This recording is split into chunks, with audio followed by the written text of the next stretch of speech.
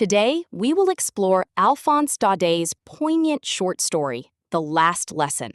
Set against the grim backdrop of war, this narrative is not just about a school day, but a timeless commentary on how language defines our identity and what happens when that freedom is stripped away.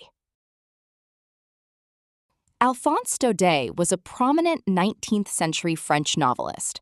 Having lived through the tumultuous period of the Franco-Prussian War, his writing beautifully captures the emotional landscape of everyday citizens facing radical geopolitical shifts.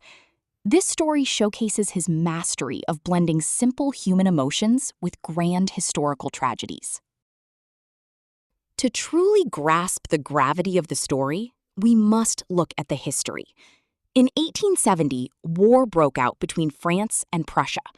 France lost, and Germany annexed two key border regions, Alsace and Lorraine. The chilling decree from Berlin arrived overnight. All schools must stop teaching French immediately and switch exclusively to German. Our story begins the very morning this law takes effect. This slide shows a scene from the Prussian War. The story filters these grand historical events through two main characters. First, we have young Franz, a typical student who skips school to chase birds and fears his grammar lessons. Second, we have Monsieur Hamel, the schoolmaster who has dedicated 40 years of his life to teaching French in this village. Their contrasting shifts in attitude form the emotional core of the text. The images depict Franz and M. Hamel, along with the villagers.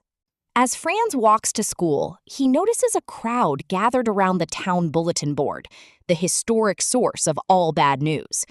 When he reaches the school, he expects the usual chaotic roar of morning classes. Instead, he encounters a jarring, heavy silence. The school feels as solemn and still as a quiet Sunday morning, immediately signaling to the audience that something is terribly wrong. When Franz enters the room, he notices two bizarre or strange things. First, M. Hamel is wearing his finest ceremonial green coat, clothes usually reserved for inspection days. Second, the back benches are filled with the village elders. They sit in quiet regret, wishing they had valued their schooling more. It is then that M. Hamel drops the bombshell. Berlin has banned their language, and this is their final day of French. Everyone in the class is shocked to hear this unexpected news. Their faces are filled with regret, and they feel very sorry for poor Mr. M. Hamel, who gave 40 years of his life to this school, only to see this day. This slide addresses the central theme, linguistic chauvinism. The Prussian Empire didn't just want physical territory. They wanted to colonize the minds of the French people by erasing their native tongue. M. Hamel beautifully explains that language is an invisible fortress. As long as conquered people hold tightly to their native tongue, they possess the ultimate key to escape their mental and cultural prison. As the lesson draws to a close, symbols multiply. Franz hears pigeons cooing on the roof and wonders bitterly if the Prussians will force the birds to sing in German too, showing the unnatural absurdity of the decree. When the church clock strikes 12, Prussian trumpets sound outside. Overwhelmed by grief, M. Hamel loses his voice. He turns to the blackboard, summons all his strength, and writes as large as he can, "Vive la France! Long live France!" With a simple wave of his hand, he dismisses the class. The symbols highlight the theme and the pain of the characters in the chapter.